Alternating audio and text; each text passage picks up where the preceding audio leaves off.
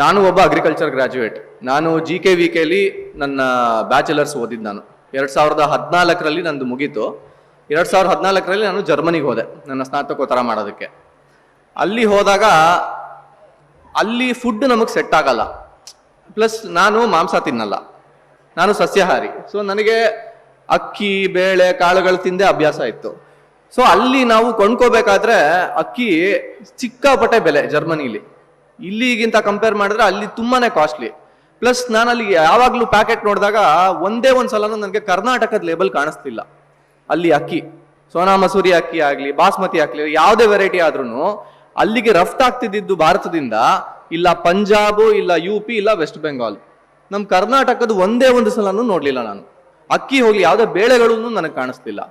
So ನನಗೆ ಅವಾಗ ಬಂದಿದ್ದು ಒಂದು ಯೋಚನೆ ಅಥವಾ ಒಂದು ಥಾಟ್ ಅಂತಾರಲ್ಲ, ಅದು ಓಕೆ ನಮ್ ಕರ್ನಾಟಕದಲ್ಲಿ ಇಷ್ಟು ಬೆಳಿತೀವಿ ನಾವು, ಅಕ್ಕಿ ಆಗಿರ್ಬೋದು ಬೇಳೆ ಆಗಿರ್ಬೋದು ಕಾಳುಗಳಾಗಿರ್ಬೋದು, ಬಟ್ ಯಾತಕ್ಕೆ ನಮ್ಗೆ ರಫ್ತು ಮಾಡಕ್ ಆಗ್ತಿಲ್ಲ ಅಥವಾ ಯಾತಕ್ಕೆ ನನಗೆ ಕಾಣಿಸ್ತಿಲ್ಲ? ಅದು ನನಗನ್ಸಿದ್ದು ಓಕೆ ನಮ್ಮ ಭಾರತದಲ್ಲಿ ಎಷ್ಟು ಜನ 140 ಕೋಟಿ ಜನ ಇದೀವಿ.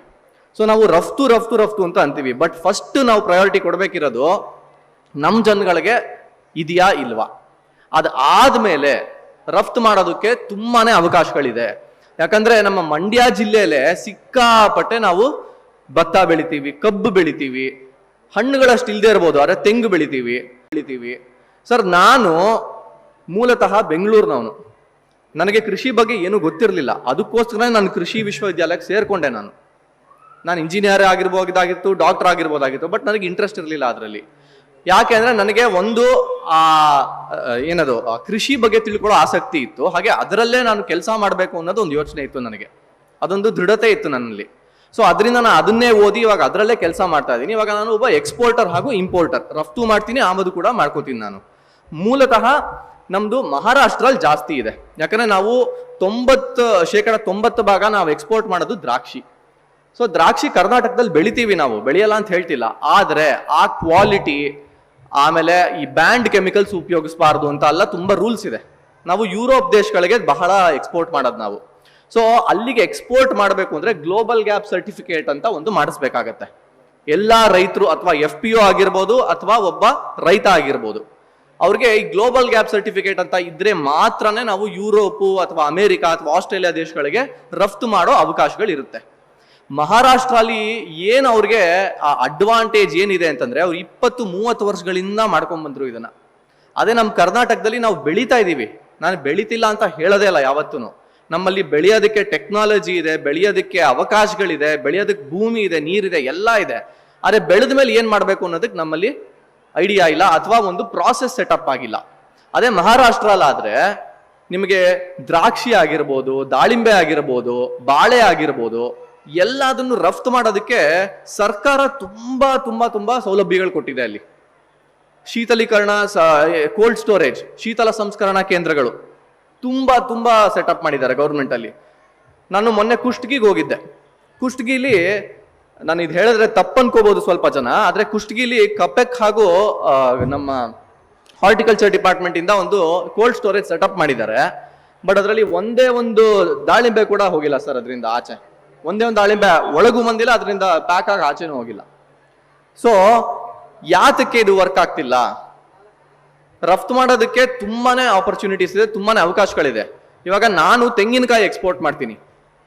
ಮಂಡ್ಯ ಮದ್ದೂರು ಜಿಲ್ಲೆಯಲ್ಲಿ ತುಂಬಾನೇ ತೆಂಗಿನಕಾಯಿ ಬರುತ್ತೆ. ಬಟ್ ನಾವ್ ಎಲ್ಲಿಂದ ಗೊತ್ತಾ ಅದನ್ನ ಖರೀದಿ ಮಾಡ್ತಿರೋದು? ತಮಿಳ್ನಾಡಿಂದ ನಾನು ಖರೀದಿ ಮಾಡ್ತಿರೋದು. ಯಾಕಂದ್ರೆ ಒಂದು ನಮ್ಗೆ ಬೇಕಾಗಿರೋ ಕ್ವಾಲಿಟಿ ತೆಂಗಿನಕಾಯಿ ಅದು ಸಿಗ್ತಿಲ್ಲ, ಇನ್ನೊಂದು ನನಗೆ ಬೇಕಾಗಿರೋ ಅಷ್ಟು ಕ್ವಾಂಟಿಟಿನೂ ಸಿಗ್ತಿಲ್ಲ ನನಗೆ. ಇವಾಗ ನಾವು ಒಂದು ಕಂಟೈನರ್ ಅಲ್ಲೇ ಕಳ್ಸೋದು ಯೂಶಲಿ ನಾವು ಹೊರದೇಶಗಳಿಗೆ. ಒಂದು ಕಂಟೈನರ್ ನಾನು ತೆಂಗಿನಕಾಯಿ ಮಾಡಬೇಕು ಅಂದ್ರೆ ನನಗೆ ಏನಿಲ್ಲ ಅಂದ್ರೂ 40,000 to 45,000 ಕಾಯಿಗಳು ಬೇಕಾಗುತ್ತೆ ನನಗೆ ಒಂದು ಕಂಟೈನರ್ ತುಂಬಿಸ್ಲಿಕ್ಕೆ. ಸೊ ಅಷ್ಟು ಕ್ವಾಂಟಿಟಿ ನನಗೆ ಒಂದೇ ಕಡೆ ಸಿಗ್ತಿಲ್ಲ, ಅದೇ ಕ್ವಾಲಿಟಿ ಸಿಗ್ತಿಲ್ಲ. ಸೊ ನಾವು ಪೊಲ್ಲಾಚಿ, ತಮಿಳ್ನಾಡು, ಕೇರಳ ಕಡೆಗೆ ಹೋಗಿ ತಗೋತಾ ಇದ್ದೀವಿ. ಹಾಗೆ ನಾನು ತುಂಬಾ ದ್ರಾಕ್ಷಿ ಕೂಡ ರಫ್ತು ಮಾಡ್ತೀನಿ ನಾನು ಮಹಾರಾಷ್ಟ್ರದಿಂದ. ನಮ್ಮ ಬಿಜಾಪುರ, ಬಾಗಲಕೋಟೆ ಕಡೆ ತುಂಬಾನೇ ಬೆಳಿತಾರೆ. ಆದ್ರೆ ಅಲ್ಲಿ ಏನು ಸಮಸ್ಯೆ ಆಗಿದೆ ಅಂದ್ರೆ, ಒಂದು ತುಂಬಾ ಕೆಮಿಕಲ್ಸ್ ಹೊಡಿತಾರೆ ರೈತರು, ಆಮೇಲೆ ಇನ್ನೊಂದು ಗ್ಲೋಬಲ್ ಗ್ಯಾಪ್ ಸರ್ಟಿಫಿಕೇಟ್ ಇಲ್ಲ. 2021ರಲ್ಲಿ ನಾವು ಮತ್ತೆ ಕಪೆಕ್ ಹಾಗೂ ನಬಾರ್ಡ್ ನೇತೃತ್ವದಲ್ಲಿ ಚಿಕ್ಕಬಳ್ಳಾಪುರ ಜಿಲ್ಲೆ ಗುಲಾಬಿ ಈರುಳ್ಳಿ ರೈತರಿಗೆ ಆ ಗ್ಲೋಬಲ್ ಗ್ಯಾಪ್ ಸರ್ಟಿಫಿಕೇಟ್ ಮಾಡಿಸ್ಕೊಟ್ವಿ ಉಚಿತವಾಗಿ. ಈ ಗ್ಲೋಬಲ್ ಗ್ಯಾಪ್ ಸರ್ಟಿಫಿಕೇಟ್ ಯುರೋಪ್ ಅಥವಾ ಅಮೆರಿಕ ದೇಶಗಳಿಗೆ ನೀವು ರಫ್ತು ಮಾಡಬೇಕು ಅಂದ್ರೆ ರೈತರಿಗೆ ಆ ಸರ್ಟಿಫಿಕೇಟ್ ಕೇಳ್ತಾರೆ. ಸೊ ಈ ಸರ್ಟಿಫಿಕೇಟ್ ನ ಬೆಲೆ ಏನಿಲ್ಲ ಅಂದ್ರೂ ಕನಿಷ್ಠ ಪಕ್ಷ 25,000-30,000 ಆಗತ್ತೆ ಒಬ್ಬ ರೈತನಿಗೆ. ಅದೇ ಇಲ್ಲ ನಾನು ಒಬ್ಬಂಗೆ ನನಗೆ ಆಗಲ್ಲ, ನನಗೆ ಅಷ್ಟು ಶಕ್ತಿ ಇಲ್ಲ ಅಂತಂದ್ರೆ ಇವಾಗ FPOಗಳಿಗೆ, ರೈತ ಉತ್ಪಾದಕ ಸಂಘಗಳಿಗೂ ಕೊಡ್ತಾರೆ ಈ ಸರ್ಟಿಫಿಕೇಟು. ಸೊ ನೀವು ಅದನ್ನು ಕೂಡ ಮಾಡಿಸ್ಕೋಬಹುದು. ಸೊ ನನಗೆ ಪ್ರಾಬ್ಲಮ್ ಆಗಿದೆ ಅಥವಾ ನಮಗೆ ಸಮಸ್ಯೆ ಆಗಿದೆ ಎಲ್ಲಿ ಅಂದ್ರೆ ಕರ್ನಾಟಕದಲ್ಲಿ ಒಬ್ಬ ರೈತನಿಗೂ ಆ ಸರ್ಟಿಫಿಕೇಟ್ ಇಲ್ಲ. ಎಲ್ರು ನಾನು ರಫ್ತು ಮಾಡಬೇಕು ಅಂತಾರೆ, ಬಟ್ ರಫ್ತು ಮಾಡೋ ಒಂದು ಪ್ರಾಸೆಸ್ ಗೊತ್ತಿಲ್ಲ, ಅದ್ರ ಹೇಗೆ ಕೆಲಸ ಮಾಡತ್ತೆ ಅಂತ ಗೊತ್ತಿಲ್ಲ, ಅದಕ್ಕೆ ಏನೇನು ಬೇಕು ಅಂತ ಗೊತ್ತಿಲ್ಲ ನಮ್ಮ ರೈತರಿಗೆ. ಯಾಕೆ ಅಂದ್ರೆ ಇಲ್ಲಿ ಸರ್ಕಾರ ಅದ್ರಿಗೆ ಜಾಸ್ತಿ ಒತ್ತು ಕೊಟ್ಟಿಲ್ಲ. ನಾನು ಇದು ಹೇಳಿದ್ರೆ ತಪ್ಪು ತಿಳ್ಕೊಬಹುದು ಜನಗಳು, ಆದ್ರೆ ನನಗೆ ಅದು ಎಕ್ಸ್ಪೀರಿಯನ್ಸ್ ಆಗಿದೆ. ಅದಕ್ಕೆ ನಾವು ಇವತ್ತುವರೆಗೂ ಕರ್ನಾಟಕದಿಂದ ಒಂದೇ ಒಂದು ಹಣ್ಣು ಕೂಡ ನನಗೆ ರಫ್ತು ಮಾಡೋ ಅವಕಾಶ ಸಿಕ್ಕಿಲ್ಲ. ಯಾಕೆ ಅಂದ್ರೆ ಒಂದು ಆ ಸರ್ಟಿಫಿಕೇಟ್ ಇಲ್ಲ, ಇನ್ನೊಂದು ನಮ್ಮ ರೈತರು ಬಹಳ ಕೆಮಿಕಲ್ಸ್ ಹೊಡಿತಾರೆ, ಅದು ಬ್ಯಾಂಡ್ ಕೆಮಿಕಲ್ಸ್ ಹೊಡಿತಾರೆ. ಹಾಗೆ ಇನ್ನೊಂದು ಆ ಇನ್ಫ್ರಾಸ್ಟ್ರಕ್ಚರ್ ಅದಿಲ್ಲ ನಮ್ಮ ಕರ್ನಾಟಕದಲ್ಲಿ. ಸೊ ನಾನು ಏನ್ ಕೇಳ್ಕೊಳ್ಳೋದು ಅಂದ್ರೆ ನಮ್ಮ ರೈತರಿಗಾಗ್ಲಿ, ನಮ್ಮ ರೈತ ಸಂಘದವ್ರಿಗಾಗ್ಲಿ, ನಮ್ಮ ಸರ್ಕಾರಕ್ಕಾಗ್ಲಿ ಮಹಾರಾಷ್ಟ್ರ, ಗುಜರಾತ್ ಅಂತ ಕಡೆ ಹೋಗಿ ನೋಡ್ಕೊಂಡ್ ಬರ್ಬೇಕು ನಾವು, ಹೇಗೆ ಅವ್ರು ಮಾಡಿದ್ದಾರೆ, ಹೇಗೆ ಕೆಲಸ ಮಾಡುತ್ತೆ ರಫ್ತು, ಅಥವಾ ರಫ್ತಿಗೆ ಬೇಕಾಗಿರುವಂತ ಕೆಲಸಗಳು ಏನೇನ್ ಮಾಡಬೇಕು. ಇವೆಲ್ಲ ಮಾಡಿದ್ರೆ ನಮ್ಮ ಮಂಡ್ಯ ಇಲ್ಲ, ನಮ್ಮ ಕರ್ನಾಟಕದಿಂದಾನೇ ಎಷ್ಟು ನಾವು ರಫ್ತು ಮಾಡ್ಬೋದು ಗೊತ್ತಾ. ಭತ್ತ, ಅಕ್ಕಿ ಆಗಿರ್ಬೋದು. ಇವಾಗ ನಾವು ಬಹಳ ಕಬ್ಬು ಬೆಳಿತೀವಿ ಮಂಡ್ಯದಲ್ಲಿ, ಬಟ್ ಕಬ್ಬನ್ನ ಯಾರು ರಫ್ತು ಮಾಡಲ್ಲ. ಅದೇ ನಾವು ಸಕ್ಕರೆ ಅಥವಾ ಬೆಲ್ಲ ಮಾಡಿದ್ರೆ ಬಹಳ ಅವಕಾಶಗಳಿವೆ ಎಕ್ಸ್ಪೋರ್ಟ್ ಮಾಡೋದಕ್ಕೆ. ಯಾಕಂದ್ರೆ ಯುರೋಪ್, ಆಸ್ಟ್ರೇಲಿಯಾ, ಅಮೆರಿಕ ಅಲ್ಲಿ ಕಬ್ಬು ಜಾಸ್ತಿ ಬೆಳೆಯಲ್ಲ, ಯಾಕಂದ್ರೆ ಅಲ್ಲಿ ಬರಲ್ಲ, ಆ ಮಣ್ಣಿಲ್ಲ, ಪ್ಲಸ್ ಅವ್ರಿಗೆ ಅಲ್ಲಿ ಅದಕ್ಕೆ ಬೇಕಾಗಿರುವಂತ ಎನ್ವೈರನ್ಮೆಂಟ್ ಇಲ್ಲ ಬೆಳೆಯಕ್ಕೆ. ಸೊ ಅವರು ಬಹಳ ನಮ್ಮಿಂದ ರಫ್ತು ಆಮದು ಮಾಡ್ಕೋತಾರೆ, ಸಕ್ಕರೆ ಆಗಿರ್ಬೋದು ಅಥವಾ ಬೆಲ್ಲ ಆಗಿರ್ಬೋದು. ಸೊ ಅದಕ್ಕೆ ಅವಕಾಶ ಇದೆ. ಇನ್ನೊಂದು ತೆಂಗು, ನಾನೇ ತೆಂಗು ಎಕ್ಸ್ಪೋರ್ಟ್ ಮಾಡ್ತೀನಿ. ಸೊ ನನಗೆ ನೀವು ಕೊಡ್ತೀರಾ, ನನಗೆ ಬೇಕಾಗಿರೋ ಕ್ವಾಲಿಟಿ, ನನಗೆ ಬೇಕಾಗಿರೋ ಸ್ಪೆಸಿಫಿಕೇಶನ್ಸ್ ಅಂತಂದ್ರೆ ನಾನೇ ಇದ್ದೀನಿ ಎಕ್ಸ್ಪೋರ್ಟ್ ಮಾಡೋದಕ್ಕೆ. ನಂತರನೇ ತುಂಬಾ ಜನ ಇದ್ದಾರೆ ಕರ್ನಾಟಕದಲ್ಲಿ ಎಕ್ಸ್ಪೋರ್ಟ್ ಮಾಡೋರು.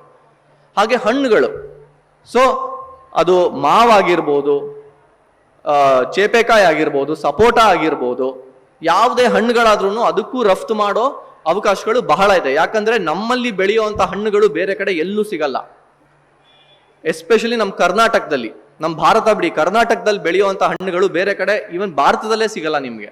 ಸೊ ಅದನ್ನ ನಾವು ಎನ್ಕ್ಯಾಶ್ ಮಾಡ್ಕೋಬೇಕು, ಅದ್ರದ್ದು ಸದುಪಯೋಗ ಮಾಡ್ಕೋಬೇಕು. ನಾವು ಬೆಳೆಯೋದು ಗೊತ್ತಿದೆ, ನಮ್ಗೆ ಹೆಂಗ್ ಬೆಳೆಯೋದು ಗೊತ್ತು, ಬೆಳೆದಾದ್ಮೇಲೆ ಏನ್ ಮಾಡ್ಬೇಕು ಅಂತ ಗೊತ್ತಾಗ್ತಿಲ್ಲ.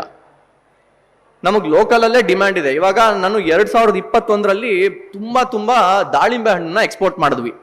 2022 ಆದ್ಮೇಲಿಂದ, ಅಂದ್ರೆ ಕೊರೋನಾ ಆದ್ಮೇಲಿಂದ ನಮಗೆ ರಫ್ತು ಮಾಡ್ಲಿಕ್ಕೆ ಅವಕಾಶಗಳು ಕಮ್ಮಿ ಆಯ್ತು. ಯಾಕೆಂದ್ರೆ ನಮ್ಮ ಭಾರತದಲ್ಲೇನೆ ಬಹಳ ರೇಟ್ ಸಿಕ್ಬಿಡ್ತು ಪೊಮಗ್ರನೇಟ್ಗೆ. ಇವಾಗ ನಾನು ರೈತರಿಂದ ನೇರ ಖರೀದಿ ಮಾಡೋದು. ನಾವು ಯಾವುದೇ ದಲ್ಲಾಳಿ ಆಗ್ಲಿ, ಯಾವುದೇ ಮಧ್ಯವರ್ತಿ ಆಗ್ಲಿ, ಮಿಡಲ್ ಮ್ಯಾನ್ ಆಗ್ಲಿ ನಾವು ಉಪಯೋಗ ಅವ್ರ ಮುಖಾಂತರ ನಾವು ಖರೀದಿ ಮಾಡಲ್ಲ. ನಾನು ಡೈರೆಕ್ಟ್ ರೈತರ ಹತ್ರ ಹೋಗ್ತೀನಿ, ಮಾತಾಡ್ತೀನಿ, ದುಡ್ಡು ಕೊಡ್ತೀನಿ, ತಗೊಂಡ್ ಬರ್ತೀನಿ. ಸೊ ನಾನು ಯಾವುದೇ ರೀತಿ ದಲ್ಲಾಳಿ ಅಥವಾ ಮಿಡಲ್ ಮ್ಯಾನ್ ಅಥವಾ ಮಧ್ಯವರ್ತಿಗಳ ಉಪಯೋಗ ನಾವು ಮಾಡೋದಿಲ್ಲ ನಮ್ಮ ಕಂಪನಿ. ಸೊ ಇವಾಗ ನಮ್ಗೆ ಮಾವು ಅಥವಾ ಪೊಮಗ್ರನೇಟ್, ದಾಳಿಂಬೆ ಆಗಿರಬಹುದು. ಸೊ ದಾಳಿಂಬೆಲಿ ಏನಾಯ್ತು ಅಂದ್ರೆ 2022 ಆದ್ಮೇಲಿಂದ ರೈತರಿಗೆ ಕೊಡೋ ಅಂತ ಕಾಸ್ಟ್ ಅಥವಾ ಪ್ರೈಸ್ ಏನಿದೆ ಅದು 130-140 ತನಕ ಹೊಟ್ಟೋಯ್ತು. ಸೊ ನಮಗೆ ಎಕ್ಸ್ಪೋರ್ಟ್ ಮಾಡ್ಲಿಕ್ಕೆ ನಾನು ಇದೊಂದು ಉದಾಹರಣೆ ಕೊಡ್ತಿರೋದು, ಅಂಡ್ ಇದು ನಡೆದಿದ್ದ ಘಟನೆ ಇದು.